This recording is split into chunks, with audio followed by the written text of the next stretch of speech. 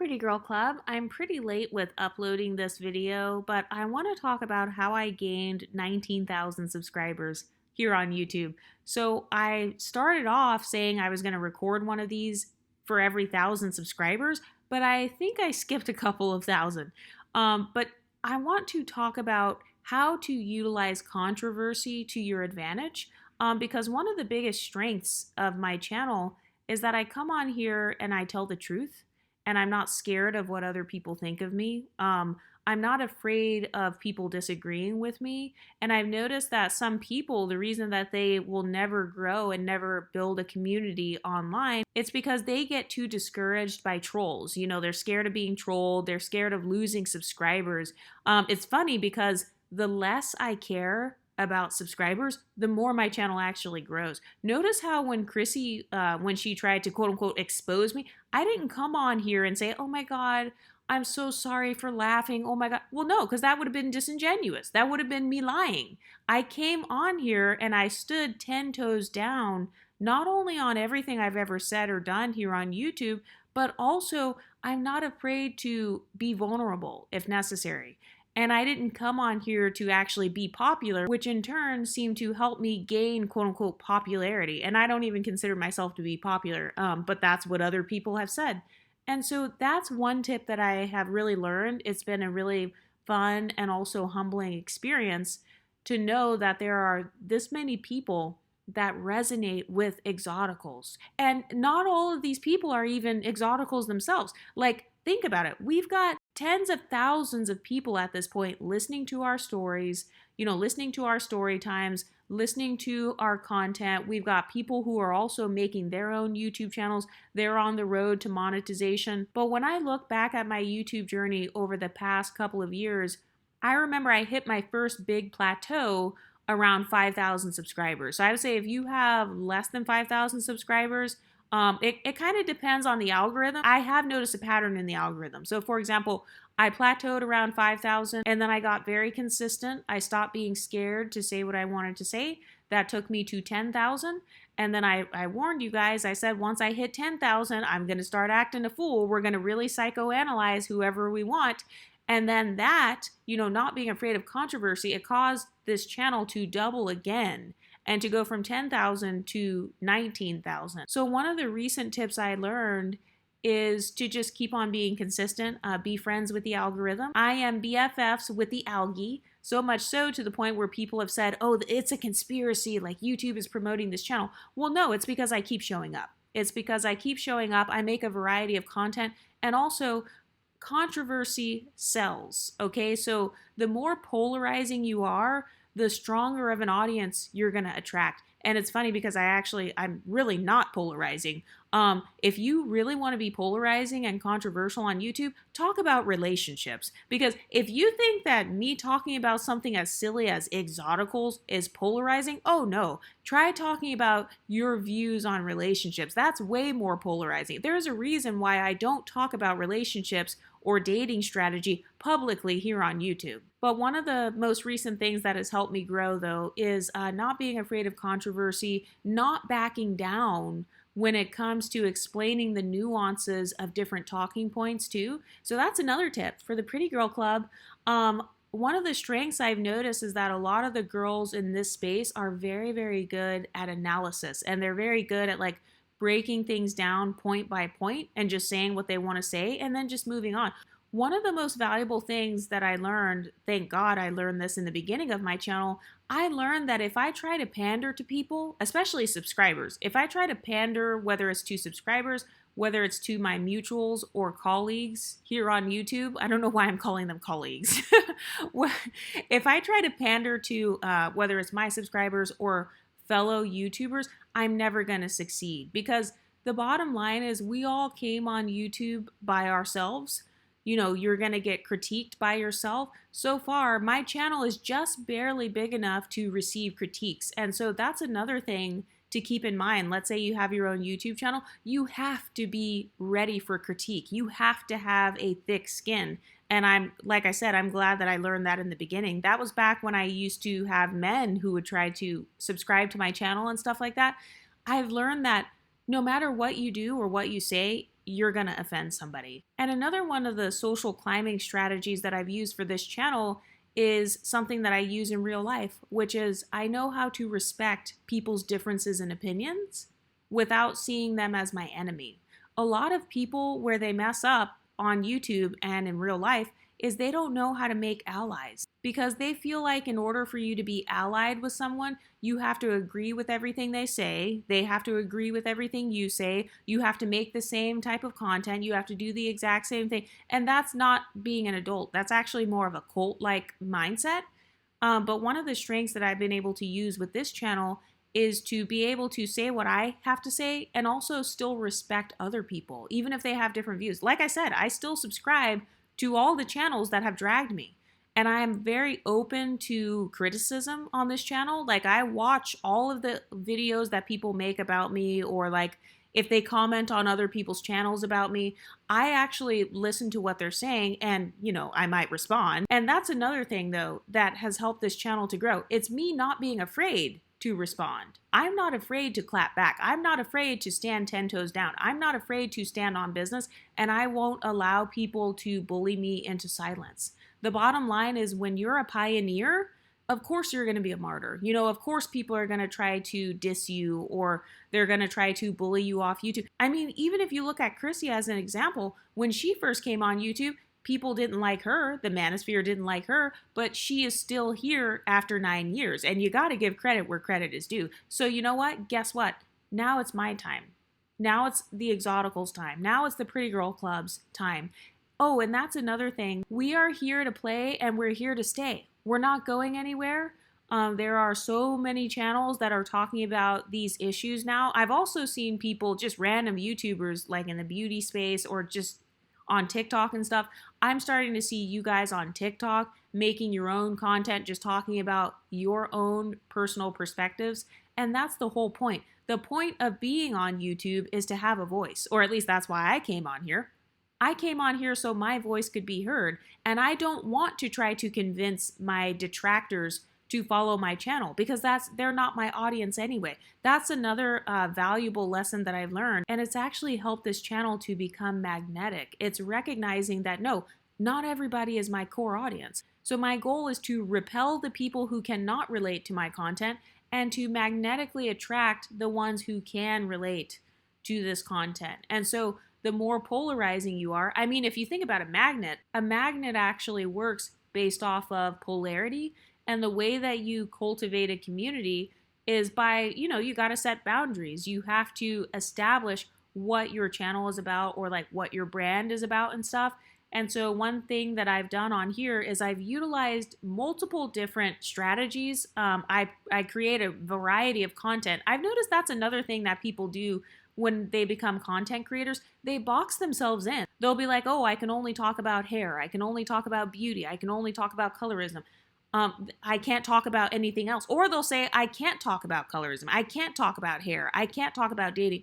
And one of the things that I've actually used to my strength to double this channel over the past few months is to talk about whatever I want to talk about. You know why? Because it's my channel at the end of the day. So I have to do what's best for me. Whoever likes it, likes it. If you support me, I support you. And if a person doesn't support me, don't let the door hit you on the way out, because this community is not going anywhere. Even if this channel was gone tomorrow, guess what? I guarantee you somebody else would pick up the torch and they would start making content. Because also, you can't forget that there are people who came before me on YouTube. There were actually people who were talking about the same issues that I'm talking about that were on here before I even came on here. But I didn't get to see a lot of those YouTubers because people told me that they got bullied off of YouTube, people scared them off. And like I said, when you're a pioneer or when you do something that's never been done, people get triggered by it. But the way that sociology works is, eventually people will fall in line. A lot of people didn't like when the iPhone came out. They didn't like when Y2K happened. They thought the end of the world was going to happen. A lot of people didn't like AI. They didn't like the microchips that came out, the microchip computers and stuff. There are so many different forms of innovation that people were resistant to at first. And so one thing that I learned once I started passing 10K on this channel, I realized that whether people subscribe or not, whether they publicly support me or not, uh, I'm getting hundreds of thousands of views per month, and the analytics don't lie. And so that means that I do have something valuable to offer. So that's another tip, by the way, is understanding that you have something valuable to offer and to not get caught up in the metrics too. Because sometimes you guys will comment and you'll be like, "Oh, you have this many subscribers, congrats." And then I won't even catch on until later because I'm doing it purely because I love talking about it, and also I happen to get my Exotical tax. And so as long as I'm talking about what I love and as long as I'm doing my thing on here, then that's what makes me happy. So I didn't come on here to impress anybody. I didn't come on here to be some sort of cult leader. I definitely didn't come on here to pander to people who already don't like me. That's the number one strategy to stagnate your channel. I'm just saying, for anybody who's watching this, I know that a lot of people who are not subscribers to this channel, this is going to pop up in your algorithm, but that's one of the other things that I've learned too. Your content is not going to be for everybody, and that's okay. Another strength that I have learned over time is to always focus on solutions, always offer solutions. I never want my channel to become some sort of complaining channel, or it's just pure trauma dumping, or it's just, I'm constantly flip-flopping, changing my content, changing my talking points because subscribers get mad or because other YouTubers get mad. I never wanted that. Offering solutions is what helps you to stand out, because providing people with a solution to a problem, that is providing value. This channel provides so many solutions to internalize colorism, internalize texturism, internalize featureism. It helps you to decenter men. It helps you to recognize your privileges that you never knew that you had. It helps you to utilize those privileges. I talk about social climbing and what that is, and psychology, and dark psychology, and reverse psychology, and how people use those things against you to gaslight you. So that's like 10 or 15 different solutions right there. And that has really helped me over the past few months to kind of like double this channel again. It's to always focus on the solutions and to be as descriptive as possible. One of the weaknesses of most people, just on social media in general, TikTok, Instagram, one of the weaknesses that I see just with everyone is lack of content creation ability. You can only talk about something for 5 minutes. You can only talk about something for like a couple of minutes. But if you have a strength of being able to talk about one topic for like an hour, that's going to be a huge advantage. And so that's something that I've actually used to my advantage here on YouTube. It's the ability to explain something in depth and to try to hit it from every single angle. And also, I'm not afraid to make follow-up videos. I'm not afraid to make an entire series based on one topic, because some of the topics, especially if it's very controversial, you should make multiple videos. And I've noticed that the more videos I make, the stronger my channel becomes, the stronger my audience becomes, the stronger my talking points are, because I've got 600 chances to explain every single thing that I'm talking about.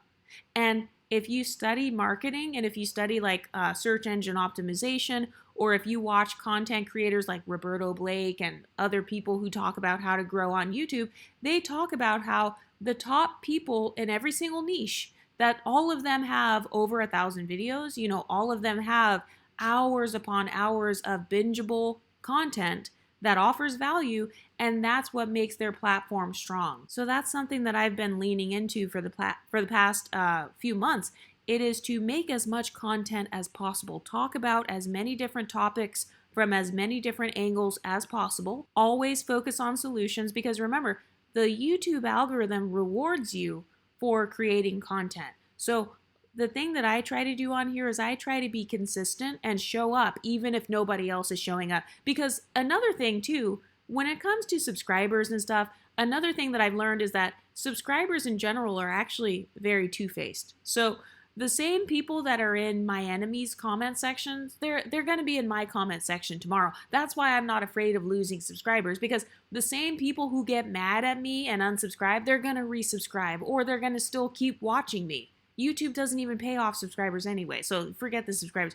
They're still going to keep on watching you. Some of your moderators will end up becoming your enemies, and some of your enemies will end up becoming your moderators. This is the internet. It's backwards and upside down. And so I don't focus on the things that I can't control. I can't control what others think of me, but I can control my output. I can control my productivity. I can control my level of creativity on YouTube. And if you just have something about your content that no one else has, or if you discuss things from an angle that no one else does, that's what's going to make you stand out. And that's what I've been using to make myself stand out. It's talking about stuff that everybody else is too scared to say. You know, it takes a lot of boldness and it takes a lot of vulnerability to be able to come on YouTube and to make this type of content. It's not for the faint of heart, especially if you want to be a full-time content creator. Oh no. If you can't handle trolling and if you can't handle people disagreeing with you or people critiquing your content, then I don't recommend being on YouTube because success favors the bold. If you think about all of the biggest content creators that you watch from every single niche, all of them have some sort of controversy that has followed them, or they've been consistent for a really long time. You know, they've uploaded hundreds, if not thousands of videos. Oftentimes they will make a variety of content, even if they stay within their niche. So for example, I'm thinking of like Jackie Ina. Jackie Ina has been on YouTube for what, over a decade now? I think she's been on YouTube since I was a teenager. I think she was in the military, right? If I'm not mistaken, I believe that she was the one that went viral for like the military like makeup video. That was back when I was very young. So if you look at all of the biggest content creators in every single niche, they have a few things in common. Number one, usually they've been on here for a very long time. I would say that if you want to grow faster like me, like what I'm trying to do, you just have to output more content. Make sure that you have hundreds of videos that people can binge. Because it's very hard to argue with my talking points because I've got 600 videos backing up everything that I talk about on here. So the more content you make, the stronger you're going to be in the algorithm because now you've got 600 chances to pop up in somebody's algorithm. But another thing that a lot of people have in common, especially in this niche, which is kind of like, I guess, I'm just going to call it the commentary niche, just in general. So not just like black commentary, but just like all of the commentary niche, all of the reaction channels, reaction videos and stuff.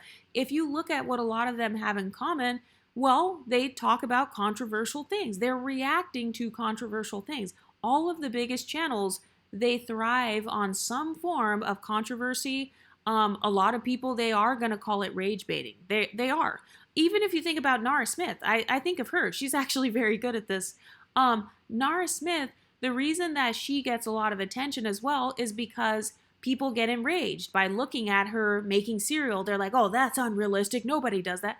She's not dumb. She knows that that's how you're going to react when you see her content. She understands sociology. She understands that people will click on her TikToks by being outraged at how unrealistic it is. They're going to be like, you don't wear an evening gown when you're cooking breakfast. Well, yeah, she knows that. That's why she's wearing it. And so that's another tactic you have to use if you want to keep growing. You have to not be afraid of drawing attention to yourself. This could be with your branding. It could be with your marketing. It could be with your titles. Like with me, it's usually my titles. For some people, they utilize their thumbnails. You know, they'll put this crazy thumbnail on there because they know that it's going to trigger a reaction to get you to interact with the video. It actually increases your engagement. This is very typical basic sociology. It's basic psychology. You want to cause the viewer to feel emotions. That's the whole point of people making films and movies and stuff.